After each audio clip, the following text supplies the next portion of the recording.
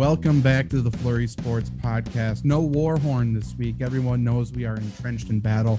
And finally, our opponents, as we said, have woken up and have joined the war as well, Jake. Our sisters, the I Don't Think So podcast, the FlurrySports branded podcast that sort of debunks conspiracy theories. I don't even know. How would you... I think they started their last episode by saying the conspiracy theory and saying, yes, I agree. So, I mean, that's what we're working with over there. But first off, as we start with every week, I think it was their best show yet. I think it was very good. It was very good. Well, last week was an interesting one because they talked all about Demon Cats. By the way, I was just in DC. Did you see it? Did you see the Demon Cat? I didn't see the Demon Cat, but I don't know.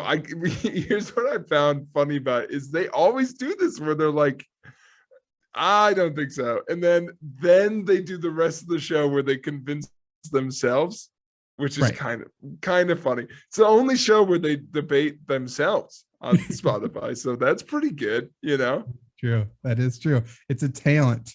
How did it, it can't be more open-minded than that. No, they really hit every side of the debate on their show. And of course, now they've had a weekly segment where they just attack, berate us, come up with lies, spew their filth, their demon words. I don't even know. They just come at us with this unbelievable, insensitive, quite frankly, bullshit, Jake. I don't even know how else to describe what they do over there. It's bullshit, Zach. First off, as always, I want to start with a nitpick about the content of their message last week. Because if you listen to the show, which you should, it's a great podcast. You should also listen to the Playing Catch Up podcast, brought to you only by Flurry Sports and other Flurry Sports podcasts. Go listen to Lombardi Sweep. Go listen to all of your fantasy football needs. But first, you go listen to this goddamn junk of a podcast, Zach. You listen to it, and you hear Emily also with the joke of the year. It's very funny, but it makes no sense because she goes, I think Demon Cat's a little harsh because it's not even a demon. And she goes, why didn't they name it something more American, like Betsy Ross? Which is the best. It caught me so off guard because I was like, yeah, why didn't they name it Betsy Ross, Em? That's a great question. That wouldn't have confused anyone. Yeah, I saw Betsy Ross, and now I think we're all going to die. Like, maybe that wouldn't have really worked, I don't think. I heard a flute and a snare drum right behind her drifting on the wing. It just made me laugh so hard. But here's what I got to say, Zach. First and foremost, what did I ever do growing up washing counters that they thought it deserved to call it? It's fine. It's fucking fine. It hasn't hindered me to this point. It's like, I don't know. It's like when someone says you have bad posture, like it hit me in a spot that I didn't know I cared about so much. You saw yourself from the third person for a second. Like, have I been doing this wrong the entire time? Yeah. Jake, of course, they fought back. They had 2 weeks worth of podcasts to listen to because they are behind, as we, so eloquently discussed. But as you remember, 2 weeks ago, we recorded live in Jake's dorm room and his dorm suite, and he got multiple work calls because he's a busy working man, and he had to go clean up puke, as I think most people in charge of college kids do. And they said that it was fake work calls. One, because he's never gotten work calls before, and two, because he doesn't know how to clean up counters, apparently. That debunked that. Again, they're really good at conspiracy theories over there. So, Jake, your response, I guess, were you faking it? I wasn't. First of all, these fuckers don't know what on call means. I don't schedule it out, okay? It just happens. Two, I got about 3 more calls today if they want to help me out with those. Here's what I got now. We all have got weaknesses, right? We've all got weaknesses. Emily can't keep a beat. Every time growing up we tried to do the national anthem or something, she thought it was a Rolling Stones concert. She got the tempo up. She got the beat moving. Mm-hmm. Hannah, ears are made of paper mache. It's a weak point. It's her Achilles heel. It starts raining and she's got to keep her head down, That's very true. Very true. We all have weaknesses. Zach, his lungs. Yep. Don't put any dust near me. I may die. Yeah, he's allergic to the things they test you for allergies with. That's actually true, unfortunately. That's right. Me, bad at counters, and my bones are made of paper mache. These are things we know. These are things we've established. But do I come out here saying these things to the world? No, you would never. You would never. No, I would never offer those things up. Why would I say things like the fact that one time Emily yelled so loud in a volleyball game she lost her voice for a week and had to use a whiteboard to communicate, which, by the way, happiest week of my life. But I wouldn't say shit like that. I wouldn't say that. I know you wouldn't, because you're kind, and you wouldn't discuss even one of Emily's most athletic accomplishments. I would say that was unbelievable. I think, quite honestly, if you've ever been to a volleyball game, I think volume of your voice is one of the things they work on. So she won that day, I think. You should have seen the look when she looked over to Mom and the bench, though, of like, my voice. It was one step away from I'm trapped in the box. It was that level. She was downwind holding her rope. But that's where they stoop, Zach. We won't go there. I'm not going to say things like Hannah's a failed violin player. I wouldn't throw that shit out to the world. People don't deserve to know that, and that's why we're not going there. This is a show that keeps it above board. I wouldn't say things like people can't wash countertops. That's not a level I would stoop to. No, but it's a level that they stoop to, Jake, to even continue with what they kept talking about my inefficiencies, talking about how I have a dyscalculia. As people know, it's dyslexia except for numbers, and it's really hard to work with stats all day when I have this, and it's hard, quite honestly, to figure out what days on the calendar are what. It's an unbelievable thing. It's someone like Hannah, my own blood, my sister, who went to school for special ed, she's just insensitive. She doesn't care about people's mental inabilities, apparently, Jake. It's unbelievable. It's terrible, Zach. It's terrible. But that's why we're taking the higher road this week. Mm-hmm. You won't hear us talk about that. You won't hear us talk about the cruelness of those on that other show. I can't even say the name. The I Don't Think So podcast. Don't say it. Why would we highlight some of the gross things they did? Like the time Emily farted in class and then blamed it on the girl named Cassie, who is then referred to as Cassie for the rest of her days. And then she took it to her grave. She didn't claim it until high school. But we don't have time for that, Zach, because we're an above the board show. We can't cover those type of things because they don't want us to get into those, so we don't have time. I can't get into it. Cassie, if you're listening, my condolences. If we were a more professional show, this is where we bring out Cassie. Or what? She's right here. She shares her firsthand experiences, how Emily has caused her harm throughout her life. But no, we wouldn't talk about them. And again, these two sound like great people, apparently, but then they get offended because we call them nosy and obnoxious. Emily so rightfully points out that she's never even been called obnoxious, Jake. Can you believe that? No, me neither. But they did call us know-it-alls, which is a good compliment to end on, I think. I appreciated that because we did. That is good. They agreed with some of us. Like, you can listen to them have a conversation about them not knowing what nostalgia is. They kind of land in the place of awareness. You hear the moment Emily realizes she has a Jake Long jersey. She's still confused about it. And, you hear that, but they don't hear anything we say, apparently, unless it directly offends them. Jake, you tell them about what you do for your job. They don't listen. You tell them things that you're doing, your schedule, but they don't listen. And then they get offended because they think you never said it. They talk about how our schedule is run through our parents. No, it's because they ask questions, we answer, they listen, and then they know information such as, me going up north, and then they're offended because no one told them. We told them a million times. I called Hannah personally about this whole thing before this even started. And she said, fuck you. You no number knowing doofus, Jake. But she did call me a know-it-all on the phone as well, which was very sweet of her. I did like that part. That was nice. That was nice. There's honestly one saving grace in all of this, Zach, and I do have an apology I want to make. Oh, okay. Very big of you. Yeah. Dan. Yeah, very true. This isn't about you. It was brought to my attention by you and by the show that I may have called you a narc. I may have called you a traitor. The turncoat. I regret that decision because you know what? Dan didn't do anything wrong.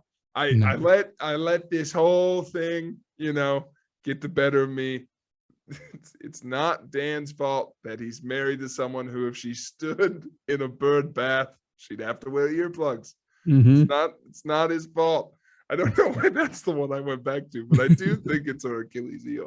It absolutely is. She screams every morning in the shower because it's so painful. True. Her worst nightmare is a sideways wind during a rainstorm. Yes, it absolutely is. Why is that woman holding her umbrella at a 90-degree angle? But that's very true. And Dan, bloody Dan, we both apologize because I'm sure I put off negative energy towards that whole situation as well. Definitely not your fault. So call in if you ever want to vent about what's going on. This is a show for you.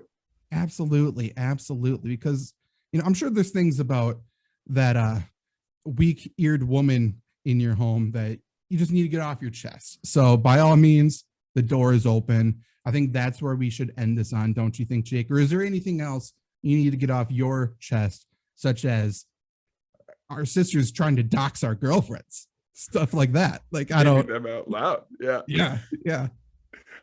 know what? I have nothing to say about that. I can't wait for the next episode. I'm sure you can't either. Honestly, I can't wait for this to drag the Playing Catch-Up podcast in because once Pete's involved, oh boy. All bets are off, man. All bets are off. That is okay. I do have one Pete story. Can I share this quick? Absolutely. Yeah, absolutely. My dad got to meet my girlfriend this past week. He may have briefly met her before, but he came to trivia to have a sit down and we hung out, played trivia. Mom came too. And this was this was a sentence. And I just think if you're waiting to jump on the Playing Catch-Up podcast, this is the dedication you need to know about my dad. Because my mom, I don't even think he meant it this way. Like, it's Pete's essence, because my mom was like, oh, we'll see you tonight. I'm so excited to meet Claire. And my dad closed off the phone call with, yeah, we'll see you there. First place or bust. And I was like, that's the right spirit, Dad. Yeah, way to bring it back home. Winners only. It'll be nice to meet your girlfriend, but also we're bringing home the big ones. And by the way, we did win. There you go. Pete's mentality carried out. That's the type of spirit you're only going to hear on the Playing Catch-Up podcast. Pete set the tone. You finished off on top. That's all you need. I'm happy that you didn't let your father down. That's not this time. No, not this time. Thank goodness. But there is someone, Jake, that let me down. And of course, I know. And of course, that brings us to our weekly segment. You're the worst. Yes, this week's worst. And there were multiple people who tried to claim that throne for themselves. Of course, one of them, the honorable mention I'll say for this week was Green Bay Packers coach Matt LaFleur. Everyone knows, of course, that he is a terrible head coach since people listen to me talk, Jake. But the reason he was up for consideration is because after 3 losses, which were to the Giants, the Jets, and the Commanders, he had the balls to say, 1, that we have to give credit to the Washington Commanders, which, by the way, do we have to give credit to the Washington Commanders? And then 2, this week we will find out what his team is made of.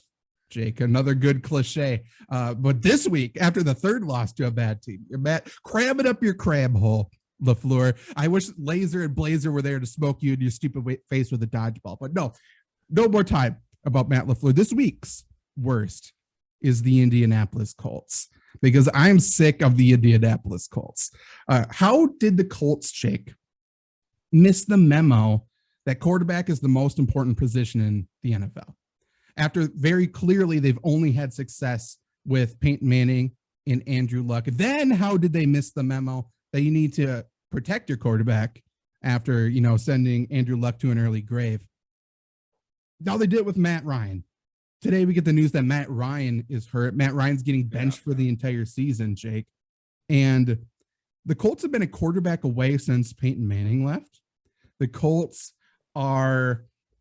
they're doing the quarterback carousel like the Carolina Panthers, except for they're paying each quarterback $20 million to do so. And I believe I have a list of quarterbacks since Peyton Manning saved in my phone here, which is, here we go. Here's a trip down memory lane. So Peyton Manning left. We got Curtis Painter. We got Dan Orlovsky. Dan. Collins, Kerry Collins. Then Andrew Luck came. They then proceeded to kill him. Can I say, they weren't a quarterback away when Andrew Luck is there. They were just everyone else away. Right. They decided not to protect him. They started 3 offensive linemen instead of 5. They played with 9 men. It was a bold move. Then Matt Hasselbeck, Josh Freeman was there for a hot second. We had Scott Tolzien. And then this is where they started to pay everybody after that. They went Jacoby Brissett, Brian Hoyer, Phillip Rivers, Carson Wentz, Matt Ryan, and now Sam Ellinger will be starting for the Indianapolis Colts this week. Hey, Colts, fuck you. I'm so sick of it. They're so good other than that. You got Jonathan Taylor, who is getting wasted because of Matt Ryan, because of just no offense. I'm just sick of it, Jake. Like, it's so annoying. I don't know what I'm more upset about. One, the fact that I forgot Phillip Rivers was a Colt. That hit me in the sternum, because that's a moment in time where he did the exact dude. He's down 7, 20 seconds left. He's got to drive the whole field. That, or put it on the poll, Zach. Is it a shame that Carson Palmer never played for the Indianapolis Colts? That is very true. It is a shame. And you know who else did it? Ryan Fitzpatrick never got the chance to do it either. Or either of the McCowns. Feels like they should have been in there at some point. Yeah. Tyrod Taylor still has a chance, but he hasn't been there yet to get hurt for a second for a white quarterback to usurp him. Trevor Siemian's going to come. Nate Peterman still has a chance. Nick Foles is there. And by the way, as soon as Nick Foles becomes a starter, I'm going to bet them to win the Super Bowl, probably. Like, I think that is still in the cards for the Colts this season. But no, they're going with Sam Ellinger, the failed Texas quarterback. And that is why Indianapolis, you are. Although, Matt LaFleur, I will not let you forget all the stupid things you always say. I'm so sick of you too. I do have an honorable mention, Zach. First, I'm trying to think. Oh, I knew there was a name. I was like, who's the other guy in Tampa with Josh Freeman? Why hasn't Mike Glennon been there? Where's his neck? How's his neck doing? That's all I know about Mike Glennon.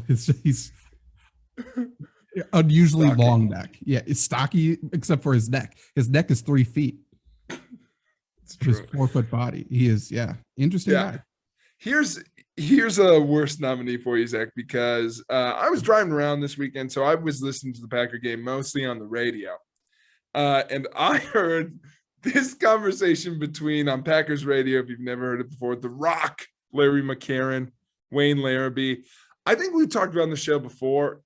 One, everyone should listen to football games on the radio, because those prickers say whatever they want. And it's awesome. My favorite this week was early on, a couple times in a row, they said the name that shall not be named of the Washington team, formerly known as. And then they had a moment where Rock goes, you can't do that anymore. They're out to get you. And then Wayne Larrabee said, it's a tough. Why does everyone get mad at me? They can't expect me to get that right. You have to admit, Commanders just doesn't roll off the tongue. He's like, and then he said this, especially in the fight song. It just doesn't make sense, which is a layered joke. The more I thought about it, I'm like, that fight song is pretty racist. So I'm like, I think he's throwing some. I feel like there was some double layers in there. He was either saying A, I missed the racist name, or B, he's poking fun a little bit at like this new clunky name doesn't fit in this racist jingle as much, which is what I'm going with because it's a layered joke. But I will say, it did make me feel like Wayne Larrabee was 150 years old. So he does have to get a slight nominee just because it was like, there is nothing more old sports fanny than being like, this new non-problematic name is just a little clunky. Yes, I agree. But obviously I'm very much in tune with Wayne Larrabee on this one. Like Commanders, Guardians, figure it out. These suck. Like they are so bad. It's at least the Guardians, I almost did it there. I don't hate their nickname, which is everyone just calls them the Guards. Yeah, it's not bad.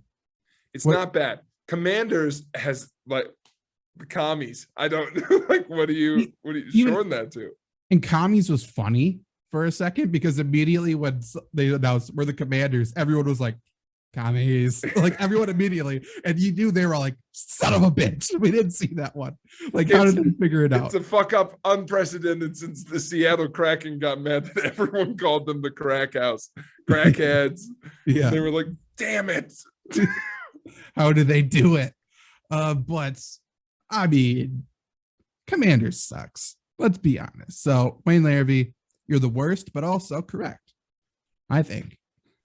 In a way, I think so too. For the record, I think he's a layer below the worst. I think Yeah, you're not. Yeah, he's adjacent. Jake. So we've been off kind of 2 weeks. Like we didn't miss a week for podcasting. We recorded last Friday, and again we're recording Monday now. So Monday Night Football game going on. The Bears somehow have the lead. I am sure they will totally keep this lead and win this game against Bill Belichick. I'm sure the Bears will not collapse and fail, but.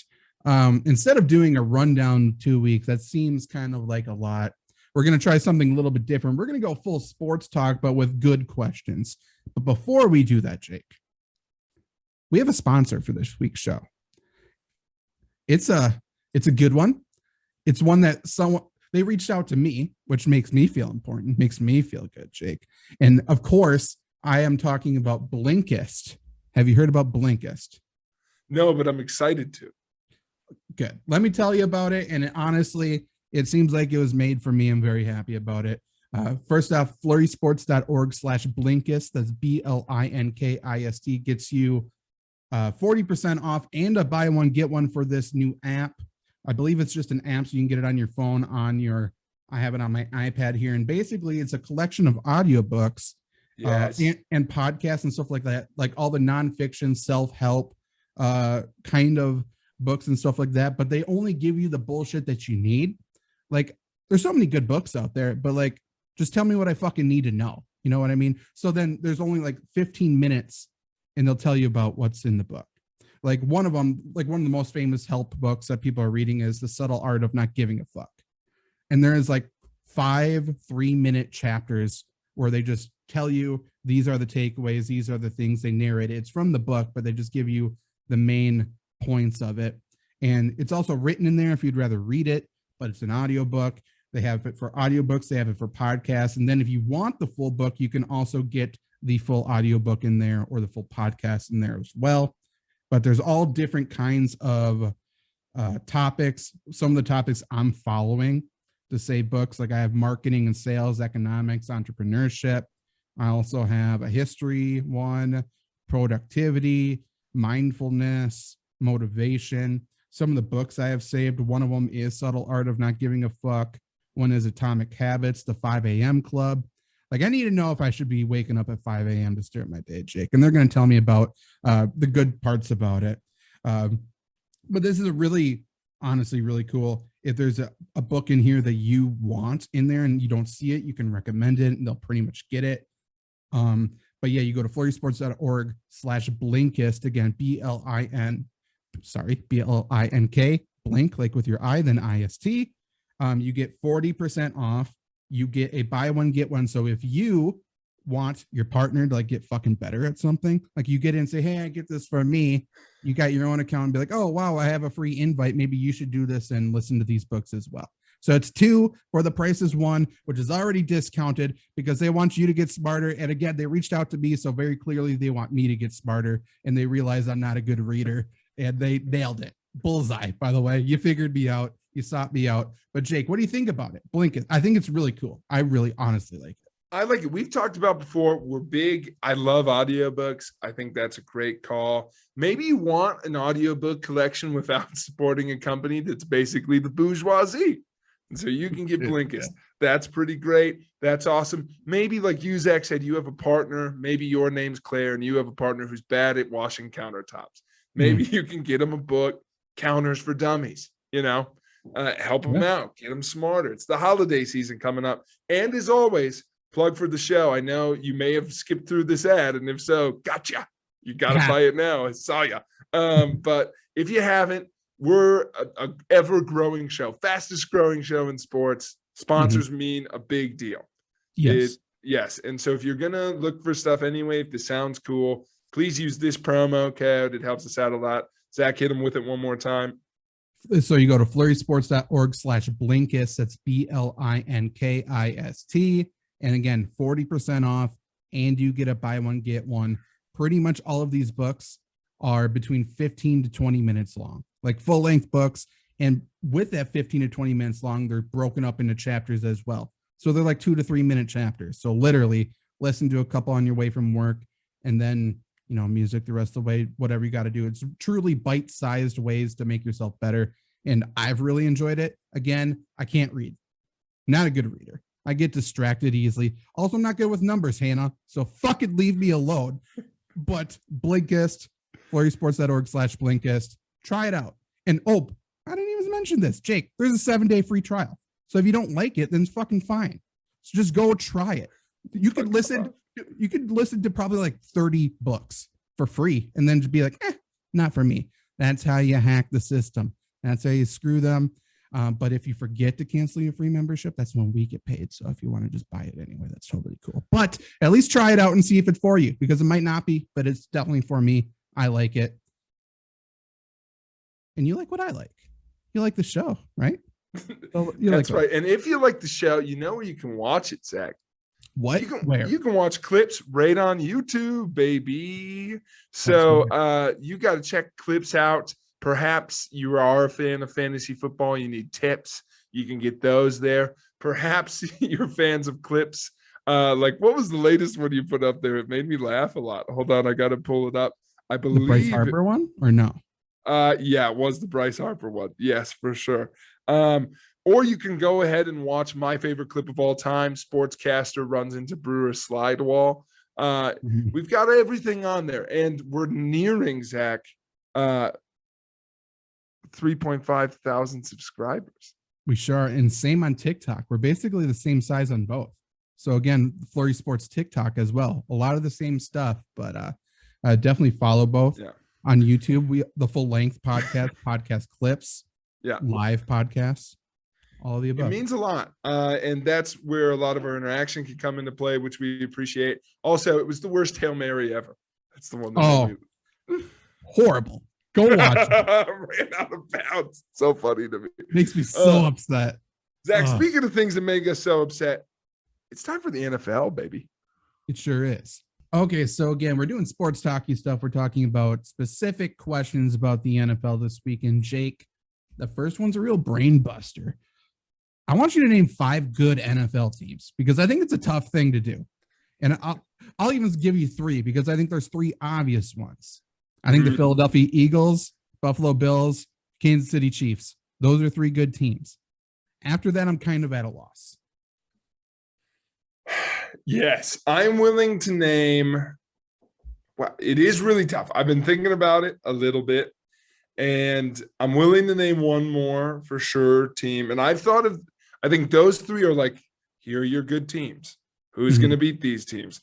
And I've got 2 more teams that I think, you could beat these teams. First one, AFC team, Zach, which I was surprised came to mind first.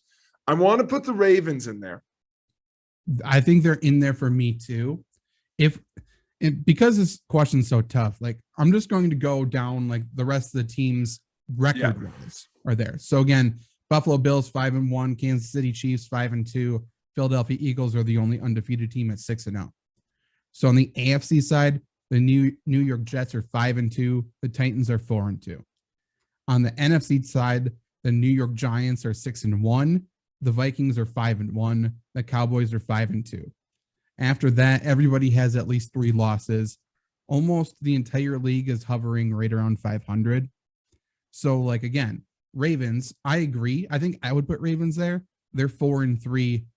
Yeah. So they're one game above 500, and we're saying they're probably a top 5 team.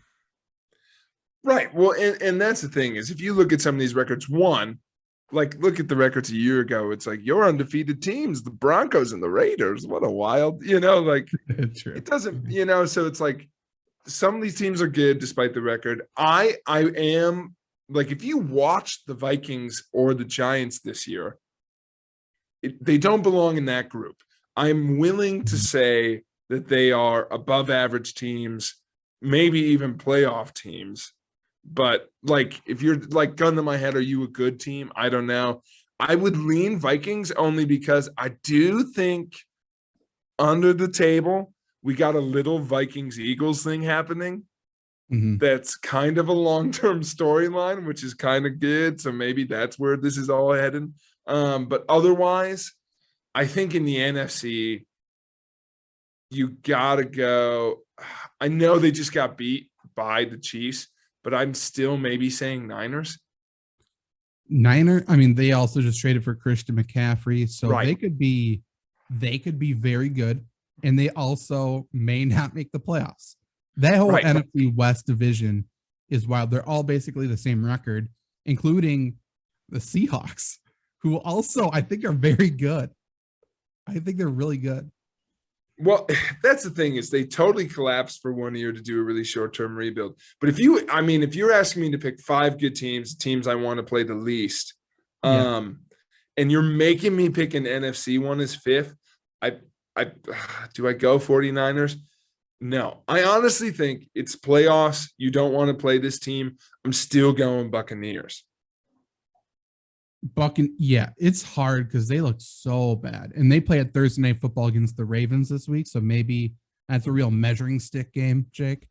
But like, also, like, I think a lot of people listening will probably say the Dallas Cowboys, and I'm just not. I don't believe it. But I think their defense is very dangerous, but also can be weak against like the most simple things. Yeah. And then I think their offensive line still isn't that great. Well, and here's how, we're being picky here. Like, I don't want people to think we're just like, it's phrased like name 5 good teams. In my head, I'm like, you're the 5 good teams that like other teams get lucky to beat you. I think Dallas I think Dallas can beat most teams, but I think anyone can beat Dallas. I put the Vikings in that category. I don't even know if I would be that kind to the Jets or the Giants. I don't think I can put the Vikings there. Like, I don't trust them in a big game. I've seen it too many times. I still can't. That's definitely stuck in the back of my head. So I think the Cowboys isn't a bad one to like include in there. I'm not going to lie. I've got a little I've got an NFC East biased for sure. The fact that there's 3 NFC East teams with a good record has me like, it's fraud. Like you're all frauds. So I don't know. That's why I go to the comfort blanket of like Lamar Jackson's really, really good. The Ravens are well coached. So I think them, and then the other team that we haven't mentioned that I'll say, because everyone wants them to be good, so that's part of it. And I do think they're improving. The Bengals also kind of fall into the category of like by the end of the season, are they maybe the team you least want to play? Maybe, probably, Right. They're certainly hot right now. Joe Burrow is on fucking fire. It's amazing how good he is when he's on his feet, It's crazy. Block for him, and for some reason, Jamar Chase gets open down the field. It's wild. But yeah, I think on the AFC side, like Bengals, I think probably deserve to be close to that top 5 just because, of what they did last year, and they're getting hot right now. The Dolphins, I think they haven't lost with Tua playing a full game, but it's so tough. Like, Tua threw 5 picks against the Steelers. Just none of them are caught. It's tough. I will say the Dolphins are in the same bracket for me as the Cowboys because I do like their defense. Yeah, now they're all injured, so I mean it changes now. That's true. That's a very good point. Yeah. Yeah, they're dangerous too. But yeah, I think what you're highlighting though, like I don't think this isn't controversial at all. There are 3 teams and everybody else right now. 100%. Well, then I mean we could look at the very bottom as well, and we'll do that with another question coming up. But the second worst team, and I mean second bottom team, alphabetical order comes into play a little bit here. But in each conference, with a 2-5 record for both, the Pittsburgh Steelers in the AFC, the New Orleans Saints in the NFC. Both of those teams can beat anyone that's not in the top 3.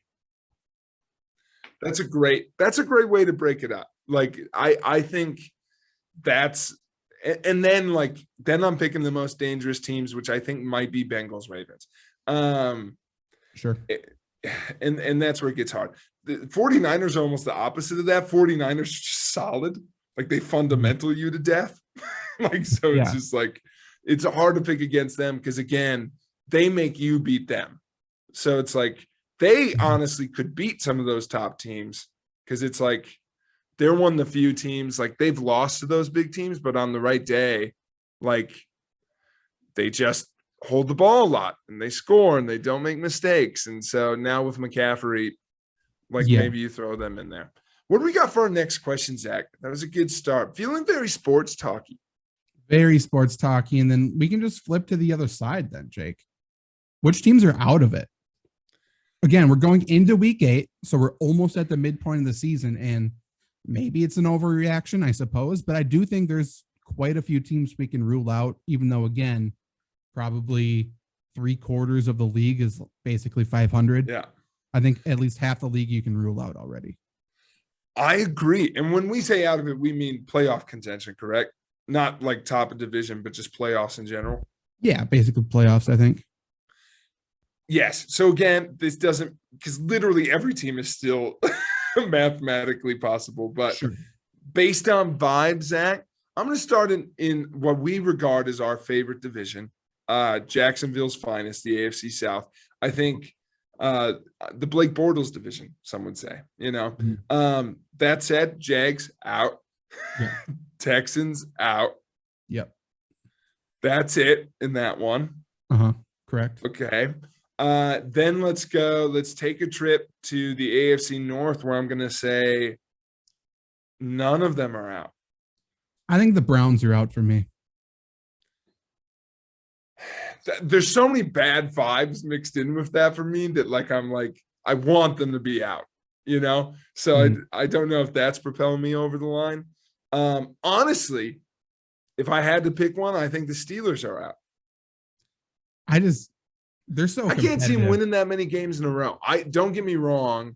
I also don't see them having that terrible record, which maybe that's enough. But between those two teams, who gets on a hot stretch, I don't know if the Steelers got them in them, That's fair. That's fair. But I think we agree. Obviously, we talked about them before. Bengals, Ravens are still definitely in. In for sure. Is anyone out in the NFC East? AFC East, pardon me. Okay. No. Okay. I want to say the Jets. I don't believe in them. And by the way, right before we recorded, Jets star rookie running back today, Breece Hall, ruled out for the season with an ACL tear. They immediately traded for James Robinson from the Jaguars. So the Jets are buyers at the trade deadline. They also lost one of their better interior offensive linemen, Vera Tucker. So honestly, if you had to ask me who's the worst team in that division, it's still the Jets. I'm not sure if it's particularly close. Also, by the way, during recording, Jake, this is interesting. Mac Jones got benched during Monday Night Football. Bailey Zappi came in. They have scored 14 points unanswered and now lead the Bears 14-10. Bailey Zappi's going to Drew Bledsoe Mac Jones to oblivion. It's done, right? Yeah, I think you just did. Yeah, I don't think they go back. I mean, Mac Jones coming back from injury. Well, I haven't seen it, obviously, so maybe he took a big hit because he was running the ball a little bit. He ran for 24 yards for some reason.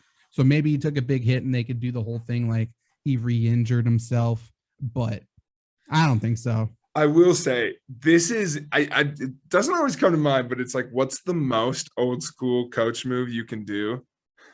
Letting a guy play so everyone can see why you benched him is the most old school coach move. Like, I think everyone's seen that in high school. It's like you have the coaches who are like, nope, we're going with the young guy. He's better. We've seen him in practice. And then every sideline quarterback, every armchair quarterback's like, well, you got to give the senior a chance. Mac Jones, you're going to bench Mac Jones. And then you let the senior play, and it's like, get him out of there.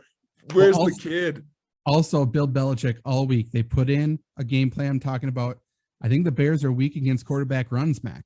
I think you can get them. I think you got the wheels to get them. So they're purposely putting him out in open space, letting Mac Jones run for some reason, getting him hurt. Like, I think we got to save you. We got to save you. We're a good football team. So come on back to the sideline. Let Bailey go fuck around on the field, see if he can do anything. And again, 14 unanswered. Again, against the Bears, not super crazy. But Bailey Zappi holds the records for most college passing yards and touchdowns. Yeah. Weird. He can pass the football. Crazy. Also, the Bailey Fuck Around. Great band. Really good band, right? I love Bauhaus music, Jake. They were very good when they opened for the Repositones. You bet.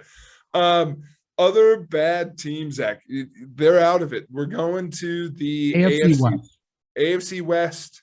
I think you can rule out Broncos. 3. All of them but the Chiefs. I think they're done. Really? Yep. It feels right. I mean, you look at this Chargers team is going to be one game away, right? Oh, for sure. But they are finally, and even though it's only his second year, but finally imploding around Brandon Staley, who's a complete doofus. Yeah. I will say, for that division that was supposed to be the division of death, listen to like our talk earlier and just think of how good the AFC is. That division's getting one fucking team, dude. Yeah. Like, so I'm with you. As much as weird as that is to say, like, those vibes are as bad as it gets for those 3 teams. So I'm out on them. NFC West, is anyone out? Say it with your chest. You know you want to. Arizona Cardinals are dead. They stink. I saw them come alive with DeAndre Hopkins, and that's great. I also saw Kyler Murray and Cliff Kingsbury get into it for no reason, because Cliff Kingsbury is getting too revved up and making Kyler nervous, which exactly is what's happening. Trying to get the play call in. Kyler Murray melted down, calling him to calm down. They're both freaking out like little girls. They're dead. However, the other 3, again, the records of the entire division, Seattle Seahawks are somehow on top at 4-3, Rams 3-3, 49ers 3-4, Cardinals 3-4. We laughed in the preseason because Seahawks, Pete Carroll was saying, we're not rebuilding. We're like, what the fuck are you talking about? Geno Smith, and again, we joked about him last year. I said Geno Smith looked like the best quarterback I've ever seen.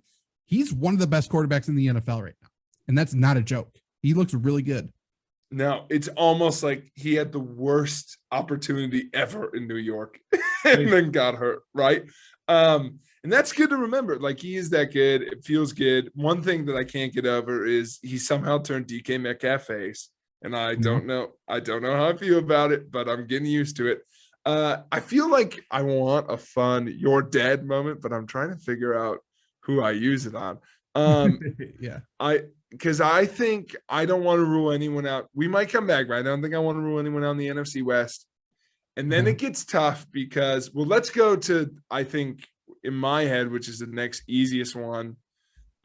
We've got one dead team in the NFC East, baby. Hey, Washington, take a breather. Take a load off. You're good to go. Ron Rivera, calm down. Take a nap, they're done. And I'm not willing to call any. I was thinking of pronouncing one of the other 3 dead. And as much as I love to like hate and poke fun at Dallas, right. Yeah, their defense is too good. Yeah. I mean, and they're very much a team. Jerry Jones is willing to be aggressive at the trade deadline. Yeah. So if they trade for another offensive weapon, like receiver or something, Yeah. they're gonna be fine. By the way, quietly, Pollard, awesome. He's very good. He's very good. And by the way, loudly, Ezekiel Elliott, not that great. So not that great. I'm wondering what happens there at quarterback. That's like the only stinky thing there of like how many Dak Prescott games. I want Cooper. It's rush hour, baby. Come on. I need him. Get in my veins. I'm a defender of the Giants. They're mess balling all the way. I don't think Barkley's going to stay healthy. The way they're using him like a battering ram. But if he stays on the field, like they're not a bad team. Like I think you can argue about when that happens, but if somehow he quads his way through the whole season, just flexing his way through a Subway commercial, I think they're in. He's that good. He's very good. So to your point, if he's healthy, they have a chance, and they're literally just out coaching everybody. So if that's all it takes, then fine. And again, at 6-1, like they are one of the least talented teams in the NFL, especially on defense. They should be buyers at the trade deadline. So they should be upgrading their defense with at least somebody. And if Wink Martindale has somebody, then that's good. So yeah, I do have a dream. I have a dream for who they should get. Okay. Because they outcoach everyone. Imagine if their offense, they've been a little thin at quarterback sometimes. So they need to expand the playbook, get someone in there who can take some hits, maybe run a little bit. I want Taysom Hill and Daniel Jones on the same team. Can you imagine the linebacker meetings the week before? Hydrate, boys. We're running today. Stay in your fucking spy, dude. Don't you leave. Stay home. Stay home, DNs. I want it. I want Wildcat City. I want Barkley, Jones, and Hill lined back to back to back. Who's getting the snap? Nobody knows. I love it. It would be so fun. Honestly, that's what they should do. That's absolutely what they should do. And then just so we don't forget them, Eagles, best team in the NFC. So yeah. NFC North, Zach. Who's out? I mean, Bears and Lions for sure. You said the Lions. I didn't know if you were going to. Out for what? Our hearts? No, playoffs. I'm not worried about the Lions for playoffs. They're in. They're good to go. They have a run in them, Jake. They're ready to go. Wait till DeAndre Swift gets healthy. Packers though. Packers at 3-4. I think they'll probably make the playoffs through some bullshit. Yeah. But fuck, I don't know. This is a bad football team. I don't know if I want to reverse jinx them. Maybe this is what we do. You're going to declare them dead.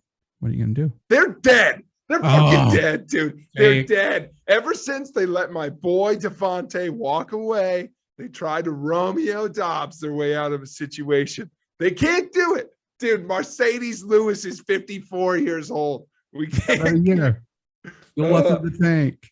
He's good to go. They lost to Washington. They lost to the Jets. They lost to the Giants. That alone should disqualify you from competition.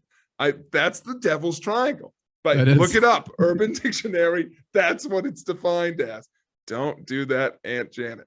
I strongly believe, and I'm saying it, and maybe they prove me wrong, boys.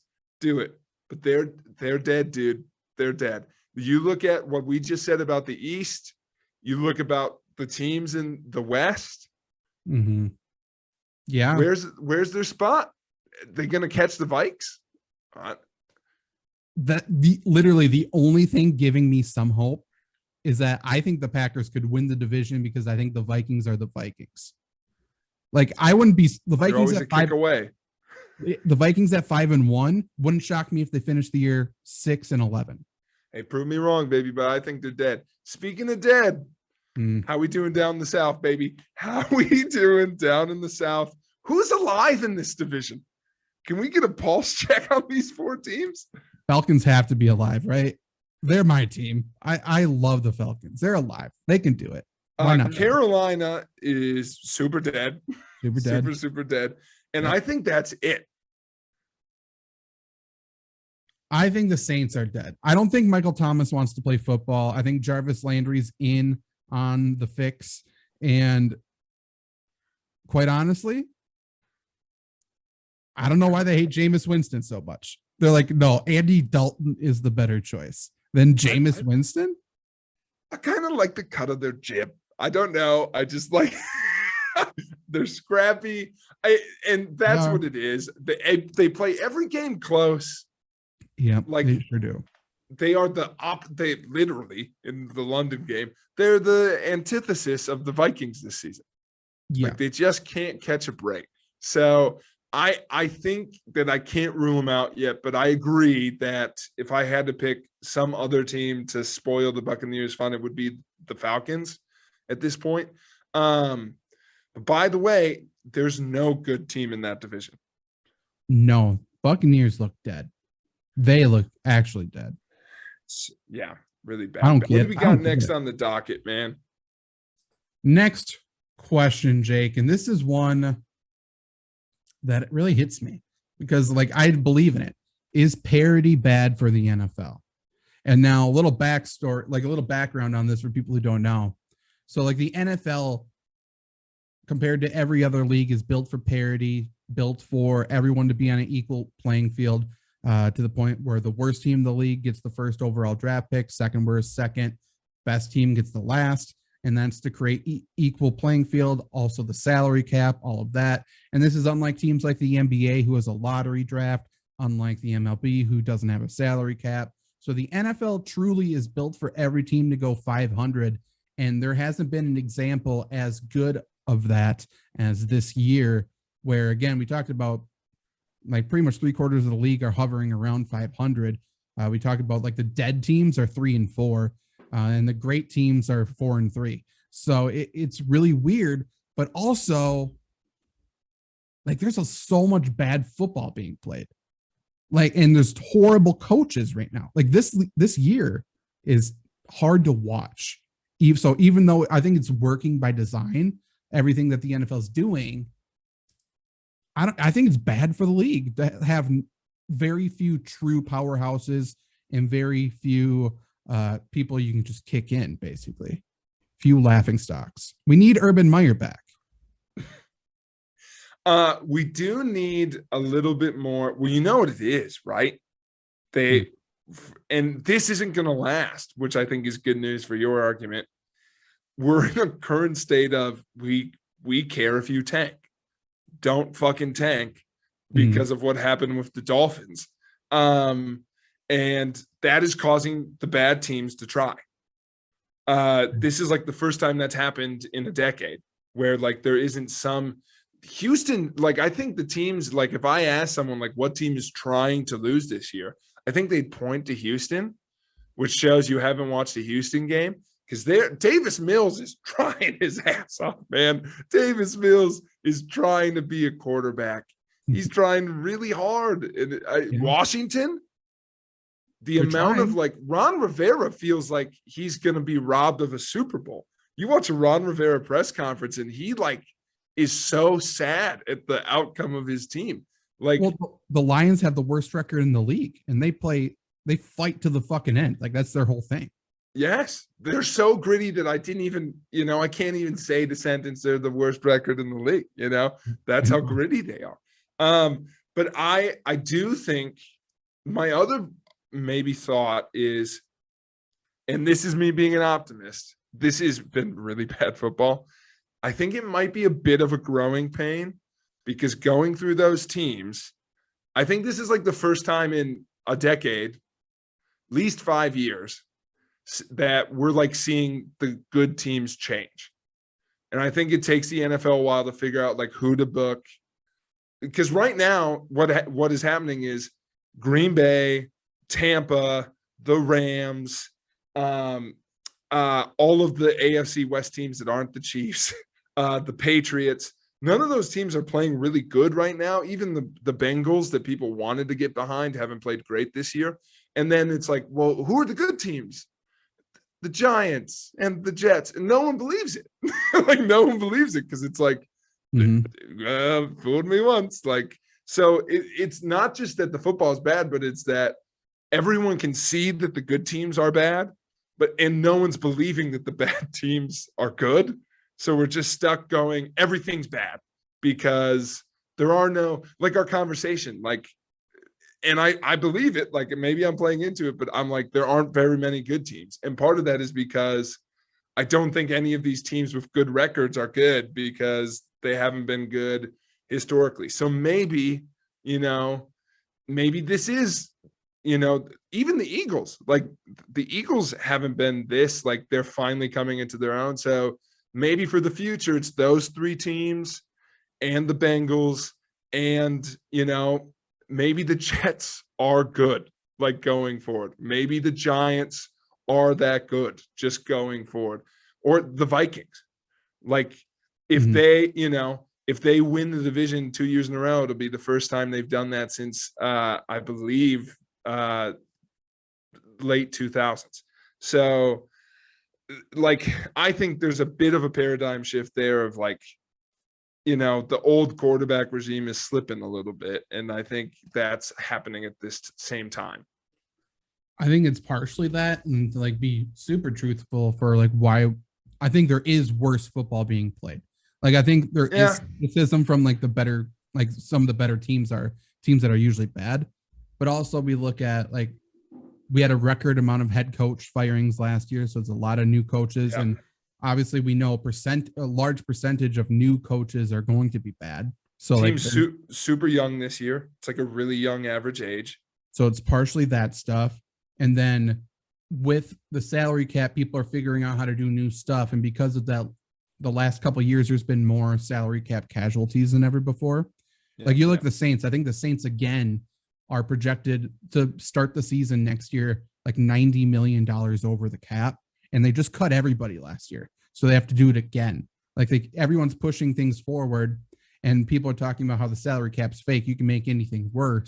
And you see it eventually catches up to you. And it's not necessarily like you can't get good talent on your team, but just continuity and knowing like chemistry wise and stuff like that. Adding in with that is the lack of one other preseason game. You cut that, so then teams are starting off slower.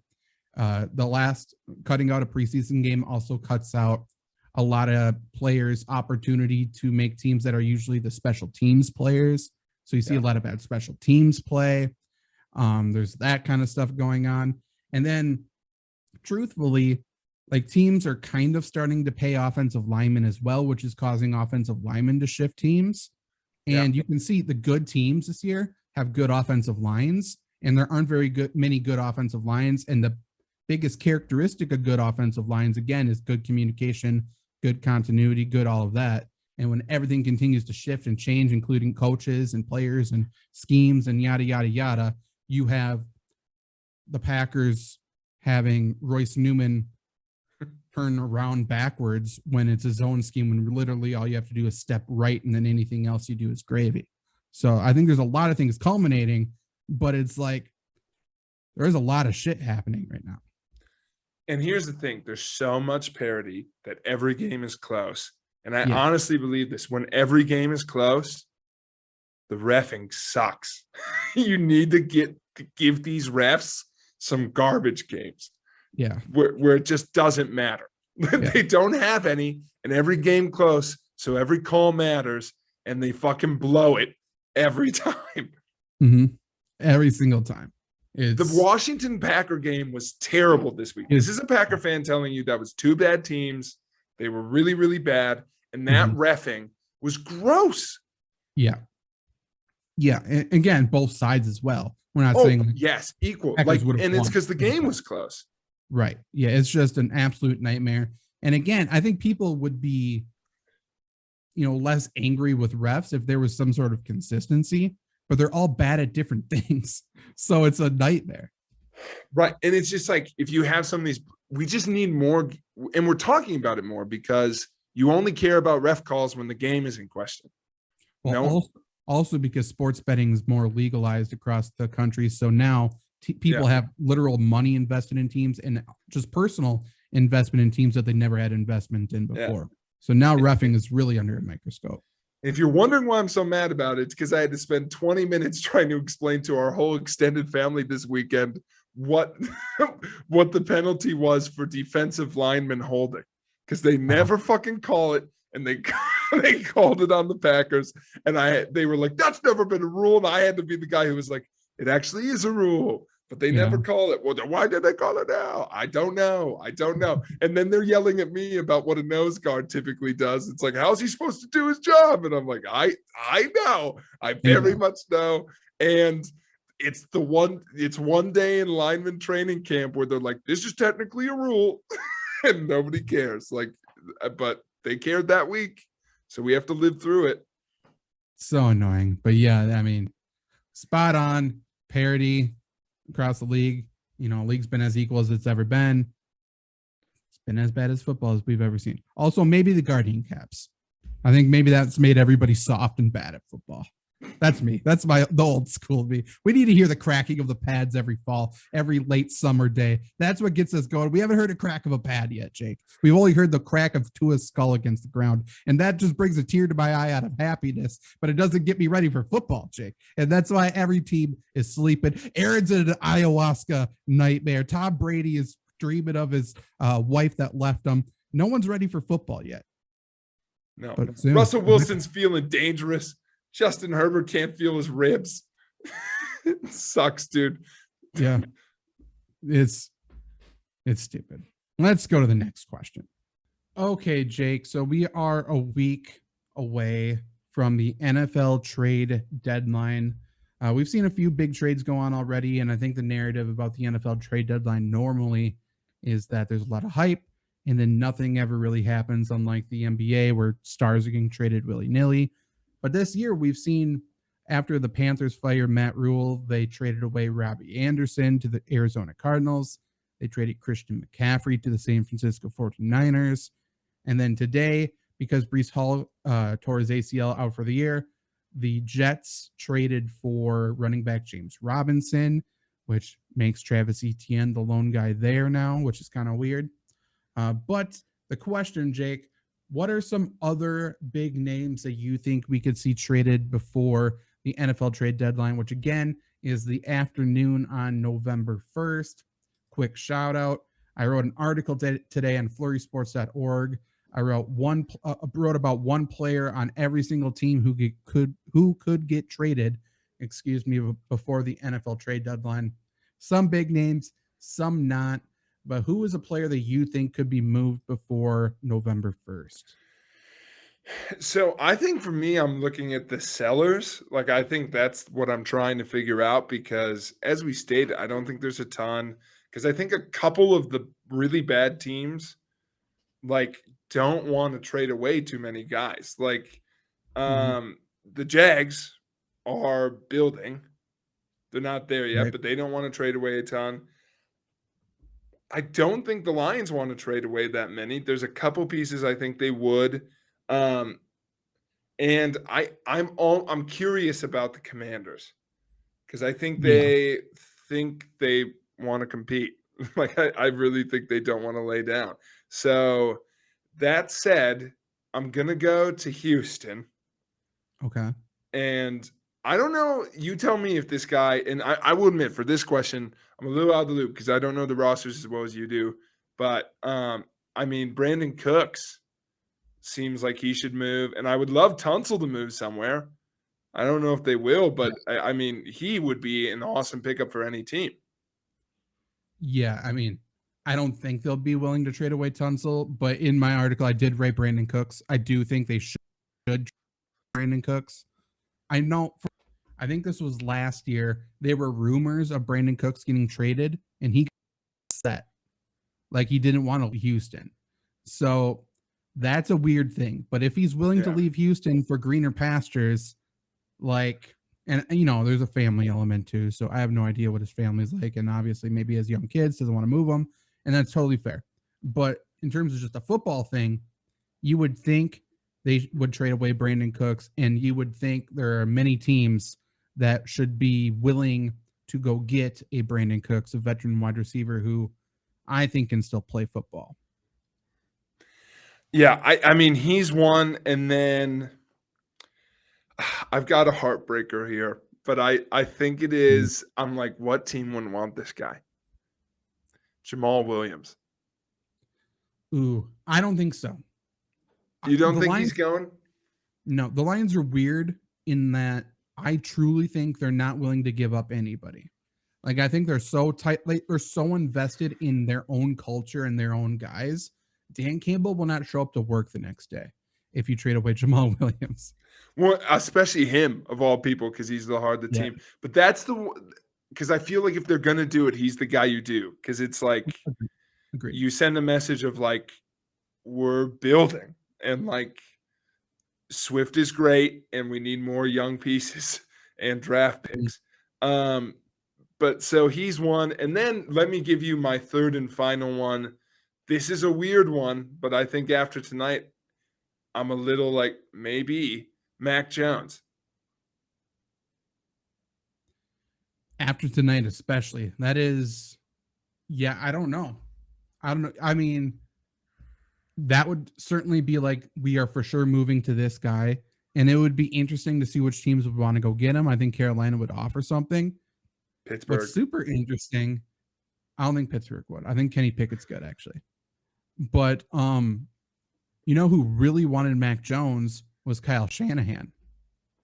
So it would be interesting to see if they would want to fully commit to him and carry both Trey Lance and Mac draft class. I think that would be super interesting. That'd be really good. Who do you got on your block? Who you want to feature here? Well, first off, there's some players who have requested trades. So, I mean, they're obvious ones. Jerry Jeudy from the Broncos, they're fielding calls, and he's been visibly upset. I think he's up there. Cam Akers, they took him out of the lineup, and there's been disputes there. So I think he's out of the Rams probably. That's why, like, I was surprised the Jets didn't go after him. But, I mean, that kind of says something about him. Kareem Hunt. A lot of people forgot he requested a trade. I do not. I don't think things are happy in Cleveland, especially after losing. Like, I think he's for sure. I don't know why a team wouldn't go get him because he's good. He's a good player. So that would make sense for everybody there. Elijah Moore with the Jets. He requested a trade. He's a good player. Again, everyone forgot requested a trade. Roquan Smith, who is one of the league's best linebackers. Why wouldn't the Bears let him go? That would do it. Just trade him away, and there would be a ton of teams, I think, willing to take him on as long as Chicago eats some of the salary, which, you know, they should be able to do. It's not like they need to keep salary this year. I've got a wild one for you here. Okay. Do the Chargers trade away Keenan Allen before they fire their dude? Maybe. That would be interesting. The player I wrote, and it's not a big name, it's a notable, like, everyone knows who he is. This is a trade I feel like has already happened. We just haven't heard about it yet. I don't know why the Chargers wouldn't trade him to the Rams, because the Rams need a running back. He ran for almost 850 yards for them last year, and the Chargers aren't using Sony Michel. So I feel like he's already just practicing with the Rams, and we don't know it yet. That's fair. I mean, that's a good one. Yeah, I feel like those are all the names that come to mind. There are going to be some contending teams who trade pieces. To give you one close to home, the way they have used their backfield this year, like the Packers trading away one of their dudes. I wish that would happen. That will not happen. I wish it would. I believe you. I absolutely believe you. I think throwing that out there. You know what I want to happen? I just thought of this. I want the Vikings to get cocky. And I want them to. This is such a Vikings move. I want them to trade away Alexander Madison. For sure. For sure. We don't need him. Cook is healthy. Exactly. Yeah. That would be unbelievable. Chase Claypool is another player who is probably on the move. Yeah. With the Steelers. This is one I thought was interesting because there's been such bad quarterback play. I wonder if anyone would call up the Eagles for Gardner Minshew. Maybe. It's interesting because I'm wondering what the Colts do. I'm wondering like what a team like that does. I'm wondering if someone calls for them. I'm wondering how messy things have to get in New Orleans before one of those guys moves. And then another quarterback I wrote down, and again, he should. I don't know why he isn't. They need to get rid of him. Teddy Bridgewater. Like if you're willing to start Skylar Thompson, again, friend of the show. But like when they're like Teddy, even if Teddy's healthy, he's not starting for us. Like, okay, fuck, why is he here? Like that makes no sense. So like, I think they should trade him away if a team wants Teddy Two Gloves for some reason. Anything to clear a runway for Skylar. Absolutely. I wrote Dan Arnold, UW Platteville alum from Jacksonville. Go Pioneers. Absolutely, yeah. I wrote for the Packers Amari Rodgers for what it's worth. Duh, yeah. Otherwise, other big ones. Bears, another Bear I wrote down was Robert Quinn. They absolutely need to trade him for everyone's best interest. Mm-hmm. That's about it. AJ Green, who we remembered is in the NFL the other day. He plays significant snaps, but no one wants to give him the football. Just trade him away. Like, what are you doing? I want JJ to move. Same here. Any other? I've also former Packard for the Falcons. I wrote Casey Hayward, but that's good. I like him a lot. Any other players before we move on to our final topic of the show, Jake? I got one quarterback, Zach, that I can't believe we haven't mentioned. Who's that? He was promised a chance. He was promised an opportunity. And once again, he was kissed by the lips of Satan themselves. Sam Darnold. Where's Sam Darnold's opportunity? Like out of the quarterbacks of like old reliable. Yeah. He's there. Honestly, that would be interesting. It would be because he's not problematic at least. Like no one will touch Baker Mayfield, I guess. But like maybe the Colts are like, hey, we'll try with Sam Darnold. He's just Sam Ellinger. They're the same person, I think. But we'll try. His contract is not desirable. That would be the only thing. But again, like if the Panthers are smart, like why wouldn't you just say we'll pay $20 million of his contract this year? True, because they want out of it too. Yeah, right. But also, like, what are we using it for? We don't need it. Like, it's not like we're trying to trade for a bunch of people to go all in for this year. Right. Otherwise, he's just sitting here. Yeah, true. All right, Zach, I'm pumped for our last one, so let's get to it. Yeah, I think this is the main event here. So for the NFL season, Jake, what is the best storyline going right now? And I don't know about you, but I wrote down multiple for us to talk through. I've got two from each league. Okay. I will start then. And this isn't a funny one. I think it's just an interesting one. I think the storyline of the legends, the greats struggling. So like Tom Brady, Aaron Rodgers start struggling, and you see the very clear shift in power now to like the next generation of quarterbacks, the Mahomes, Burrow, and Josh Allen. Like I think that's super interesting, and it's very obvious this year. That's a really good one. What I like about that one is I feel like it's maybe this was kind of what I was getting at earlier. I feel like I'm watching the end of a movie. Like I feel like it's all happening at once. Even I know skill-wise he's not in this group, but like Russell Wilson's rapid decline, like in this same bunch, like Big Ben's gone. Like I feel like everything's happening at once. I think that's kind of poetic. I'm going to go off of that, Zach, because one of them I have a storyline on, which is when the hell is Tom Brady going to leave? I know. Based on we predicted at the beginning of the year, kind of the tail end of this, which is I do think there's money to be gained from the storyline of Tom Brady missed his exit side. For sure. He had his out. Adam Schefter helped him. He pointed him to the right direction. And he said, no, let me get back on this road and continue down the wrong path.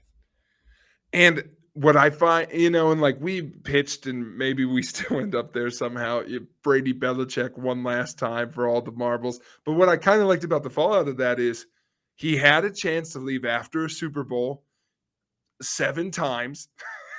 He didn't take it, any of them. And now I don't know if he'll retire without another ring. Jake. So the Buccaneers are bad. Yeah. Right? New England benched their starting quarterback. What if the Patriots trade Mac Jones and a draft pick to the Buccaneers for Tom Brady? And then bench him behind Zappy. Yeah, just a power play. Zappy's the starter, Tom. He knows the playbook. I genuinely think they like Zappy, but it's a good story. That would be... I just think just because of this last game, like you take your starter out, you put Zappy in, and then you trade someone in to put Zappy back on the bench, feels weird. But you can do that with Tom Brady, and it's not weird, though. That's true. Mom's favorite kid came home from college. It's fair. Yeah. I mean, it's very good. And then retire. It's his one out with that's not a ring. I kind of like that. But, like, I don't know. The dude who never aged, suddenly aging all at once is I can't look away. What's your next one? This one is the NFL plans for the season backfired, Jake. Ooh. They put the Denver Broncos in prime time for sure 4 out of the first 6 weeks. And I think like 6 out of the first 8 or something, but for sure 4 out of the first 6 weeks. And they did that by design. People are saying 1 because they thought the Broncos were going to be good. And that's true. They wanted to make the Broncos America's team the next thing. That's why you keep putting them in the spotlight. But also, they saw the decline of these other quarterbacks. And one quarterback who is he'll never make a mistake in the media. He's polished. He gets his new fresh start. He's going to be really good.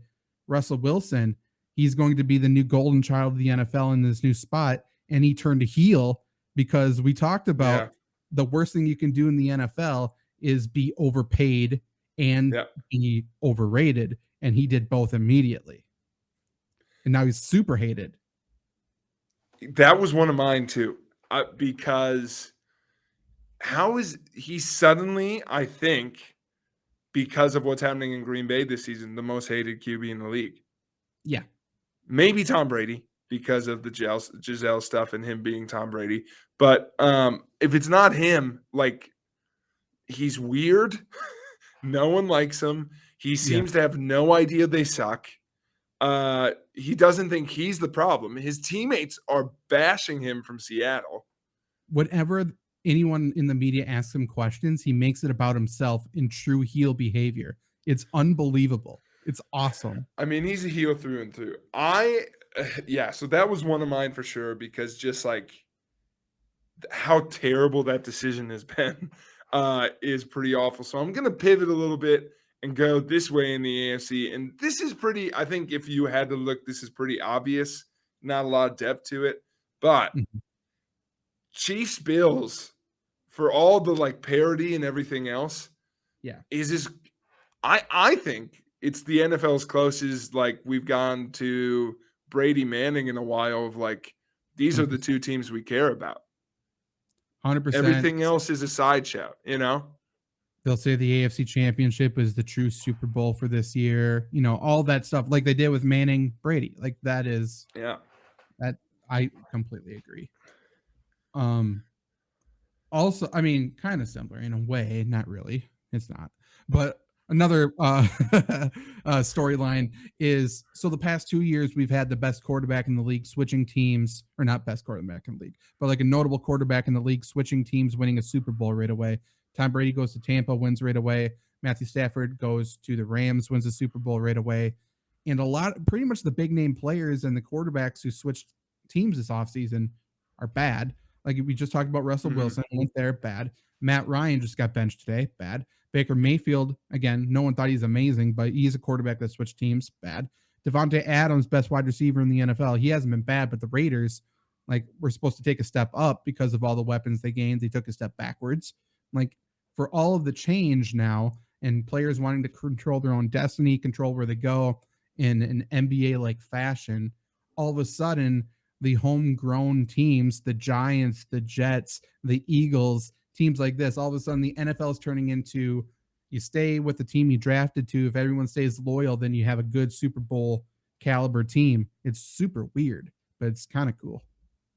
It is kind of cool. I like the loyalty aspect of it. I also think it's interesting that, like, I don't know, I kind of miss that in sports of, like, NFL is kind of the non-mercenary sport. Like, the trade deadline is the least significant.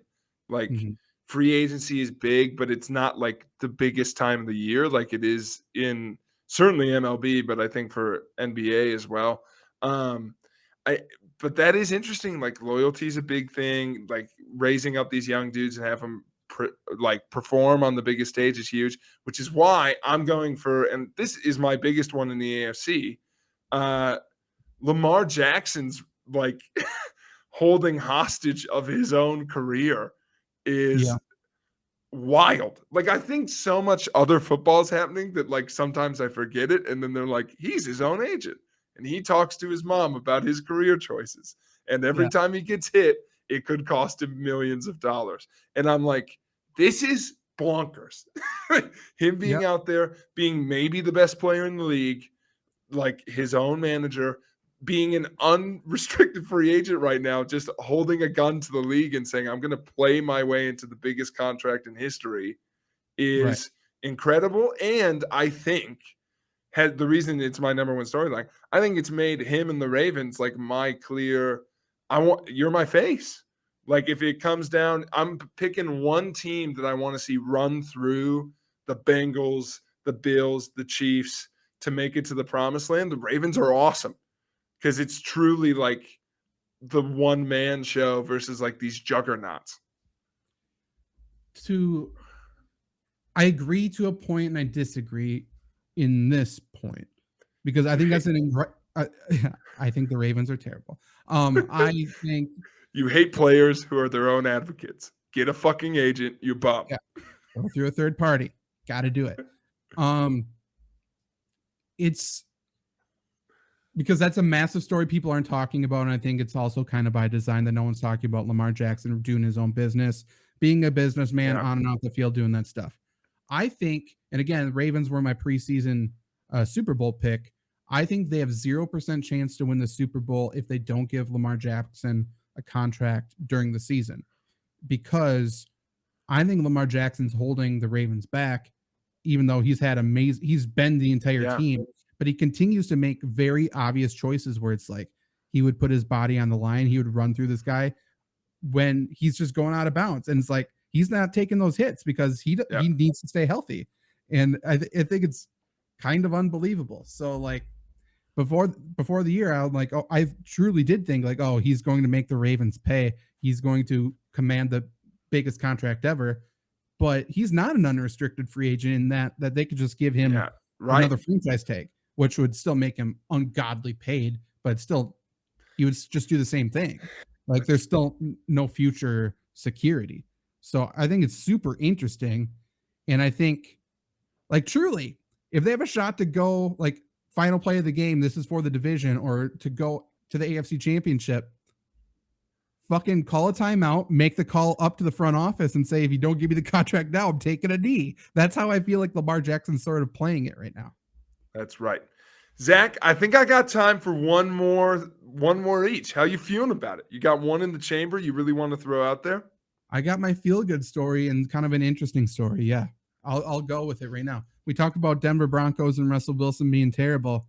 I think it's an insane story that the Seahawks are somehow really good and Geno Smith is back after getting punched in the face by his own teammate, breaking his jaw, after people saying the Seahawks have no good players. They have the best offense in the league somehow for a while. Their defense is the worst. Now their defense is stopping people, and they have one of the best young corners in the league who keeps getting interceptions. They are a really good team. They're playing like the best team and the most consistent team in that division. And if somehow Pete Carroll can bring the Seahawks to the playoffs, like, he deserves Coach of the Year, in my opinion, even over a Brian Daboll. I think, like, it's super, super interesting what's going on in Seattle right now. And obviously, I think this also ties in the whole headline and the stories from how terrible the Russell Wilson era was, like that ESPN story talking about all that shit. Like, everything happening in Seattle this season and the things coming out, the things currently happening, is super interesting to me. That is really good. I think that's very interesting. I would love that. Also, I made fun of DK Metcalf turning face. Pete Carroll turning face is Yeah, in a big way. that's unbelievable. Like, that's how much of a heel Russell Wilson is right now, by the way. He turned the guy who cheated a school out of billions of dollars into a face. Look him up. Mhm. True. Okay, ready for my feel good story, Zach. I picked one that I think is going to make you react a little, so I'm ready. Okay. I'm ready. Because I think the NFL, Zach, has pulled a fast one of us. I didn't think of it at the start of the season. I didn't think it was the marquee matchup, but I'm an idiot. And here's why. Because, like you said, the Super Bowl this year is the AFC Championship game. It's got to be Bills Chiefs. It's going to be electric. But then nothing can live up to that. So it's like, oh, did the NFL screw it up? Like, what could possibly happen after the Chiefs obviously beat the Bills? There's no one on the NFC side that can, wait a minute. The best team in the NFC happens to have their own Kelsey brother manning it. The same year they started their own podcast. It's now been the best podcast in the world. It's the biggest sports one. Everyone's talking about. No one knew they liked the Kelsey so much until this year. Now it's all we can talk about. We're going to get a Super Bowl in Arizona. All the snowbirds are going to fly in for Eagles Chiefs. We're going to have Kelsey Bowl. The promos are going to be electric. We're going to get a big brother hug. It's going to be heel face because the Eagles are obviously like baby faces personified versus the mighty Kansas City Chiefs. Andy Reid. Andy Reid goes back home. Dude, we've lined it up. We've lined it up perfectly. Andy Reid gets to stick the knife in the heart of Philadelphia as Travis Kelce tries to kill his own brother. That's how I would add that, by the way. Yeah, of course. That's the only way. Yeah, Cain and Abel. Yeah, absolutely. This is a Golden State Warriors situation, Jake. It's coming, right? Yeah, yes, it's absolutely coming. And by the way, I'm not upset by it. Even Kelce brothers, like aside, obviously I love the Kelce brothers. I'm down for that matchup. I think that's super fun. It's super good. It's like two of the best team like fan bases going. I also think just on a surface fan level, Mahomes hurts.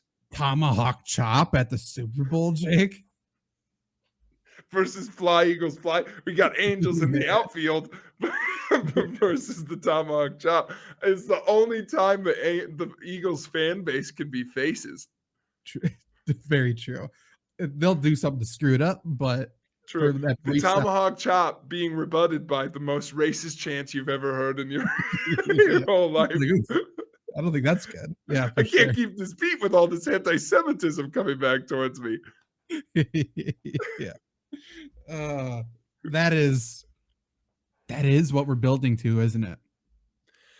And it's incredible we haven't gotten it. Like, that's been the thing I've kind of taken away. Even if you listen to their podcast, like, it's kind of like, you two have never met in the Super Bowl, have you? Because the Eagles kind of were a flash in the pan, and the Chiefs just got there as soon as the Eagles were done. Right. Man, I just looked really quick at the Eagles schedule just to see if they played them. And by the way, what a patty cake schedule for the Eagles the rest of the way. Yeah, absolutely. Yeah. Oh my goodness. Like, really quick. Steelers, Texans, Commanders, Colts, Packers, Titans, Giants, Bears, Cowboys, Saints, Giants. And the Giants are going to be out of it they probably won't have Saquon Barkley for either game. So, oofda. I know. But Zach, that is our theories. Oh, what if they're undefeated going for the perfect season and Andy Reid is the one who stops them from it? I'm not going to lie. I didn't even think. I was so stuck on the Kelce's. I didn't even think of the Andy Reid thing. And that's the best part of this. That's so good. I think that's electric. I think also the Chiefs will have just come off of beating the Bills again.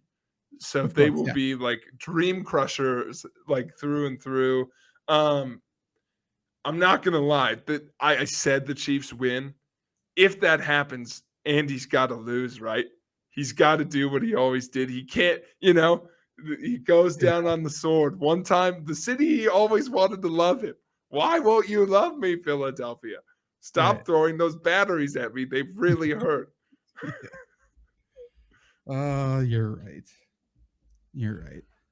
But let us know what you think was or is the biggest storyline of the NFL season so far. You can tweet at us at FlurrySports Pod. If you're watching this on YouTube, you can write it in the comments below.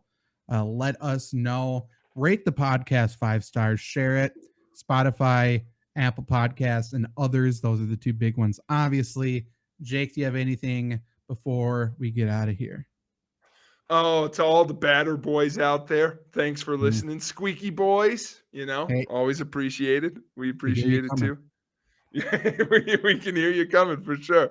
One last shout out. I maybe said some things I might regret to our friends at the I Don't Think So podcast earlier. And to that I say, Hannah, if you're mad about it, catch me in a pool,